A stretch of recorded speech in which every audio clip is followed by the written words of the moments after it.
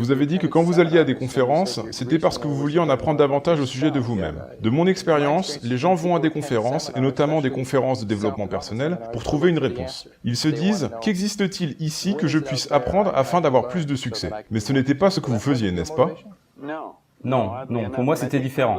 Et je pense que vous avez probablement raison quand vous dites que la plupart des gens cherchent une réponse qui proviendrait à l'extérieur d'eux-mêmes. Et ils ne trouveront donc jamais cette réponse. Je pense que dans mon cas, j'avais réalisé qu'il y avait quelque chose à l'intérieur de moi. J'ai rencontré un homme ici à Toronto et c'est lui qui m'a initié et m'a donné envie d'étudier tout ça. Il m'a dit que si je n'étais pas satisfait des résultats que j'obtenais dans ma vie, qu'il fallait que je fasse des changements sur moi-même, car tout cela c'était mes résultats. Il m'a dit, si tu veux faire un changement envers toi-même, il faut que tu te connaisses toi-même. Et franchement, ça me semble logique quand j'y réfléchis. Je ne pense pas que ça soit une révélation fracassante, et ça ne parlerait probablement pas à la plupart des gens, mais pour moi ça me semblait vraiment logique. J'ai donc commencé à m'étudier moi-même, et j'ai réalisé que la plupart des gens ne savent pas qui ils sont.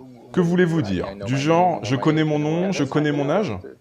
Oui, mais ça, ce n'est pas vous. Si vous demandez à une personne lambda qui elle est, elle va vous indiquer son nom, du genre « je suis Bob Proctor ». Mais ce n'est pas qui je suis. Les mots Bob et Proctor, ce sont deux mots que mes parents m'ont donnés, et c'est ce qu'on appelle mon nom. Mais ce n'est pas moi, c'est juste mon nom. D'autres diront « ça, c'est moi », mais ce n'est pas moi non plus, c'est juste mon corps. Vous n'allez jamais téléphoner ici à votre responsable et dire « corps ne sera pas là aujourd'hui car il est malade ». On ne dit pas « je suis main » ou « je suis jambe », mais on dit « c'est ma main, ma jambe, mon corps, mon nom ». Donc qui suis-je? C'est une question intéressante, et je pense que si quelqu'un commence à étudier la question et cherche la réponse, il va la trouver.